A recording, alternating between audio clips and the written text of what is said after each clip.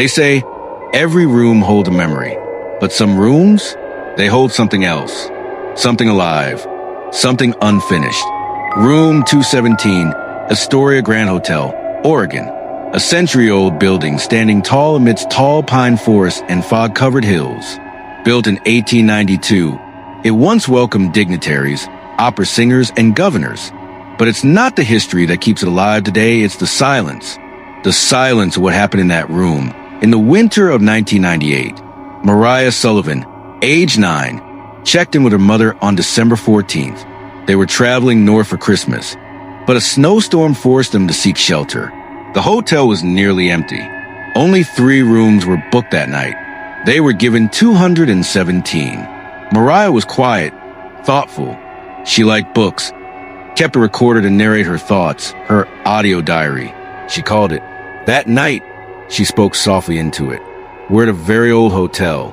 The carpet smells weird, but the lights are cozy. I think it's hiding something. It was the last clear thing she ever said. Around 2:17 a.m., her mother woke up to a strange humming. Not music, not a machine. It was a voice, low, humming a melody that didn't feel human. When she turned the lamp on, Mariah was gone. Her bed undisturbed. The door locked. The windows sealed. No footprints in the snow outside. No sign of struggle. Only the recorder remained, still running. The tape, later recovered by police, contained something horrifying. After Mariah's last entry, there were whispers, strange syllables, repeated, rhythmic, like a chant. Experts couldn't identify the language, but one linguist noticed something odd. The phrasing matched patterns found in pre-Christian Eastern European burial rites. Things number 9-year-old child should know. The media ran with it for a week. Child vanishes without a trace. Room 217 mystery. But the story faded.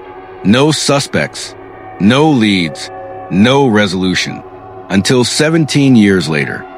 In 2015, a family from Seattle checked into Astoria Grand. Their daughter, Sophie, also 9, chose room 217 at random. Or so they thought. That night, she said she felt someone sit beside her bed. She had no face, Sophie whispered the next morning, but she knew my name. That same morning, Sophie stopped speaking, completely mute.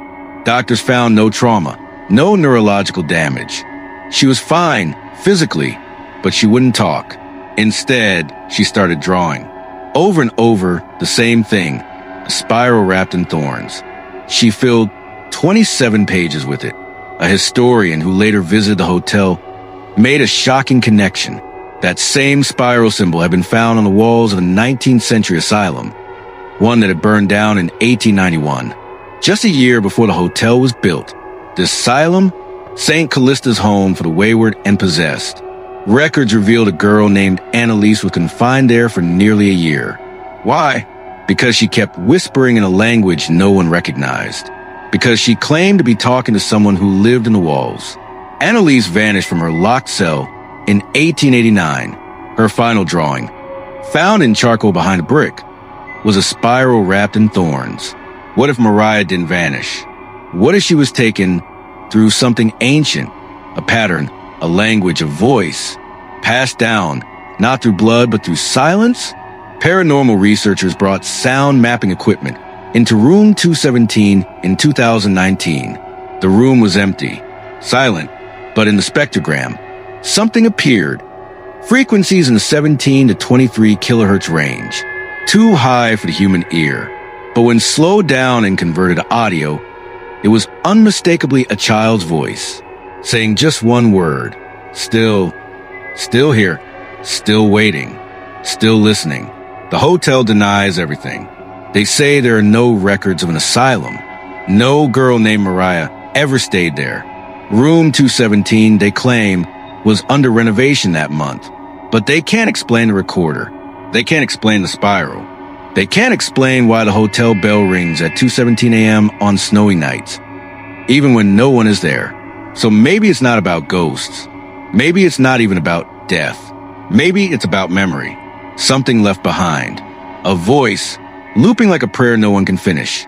And maybe When silence falls deepest, that's when the walls begin to whisper. Because room 217 never forgot her, and it's waiting for someone else who won't be missed.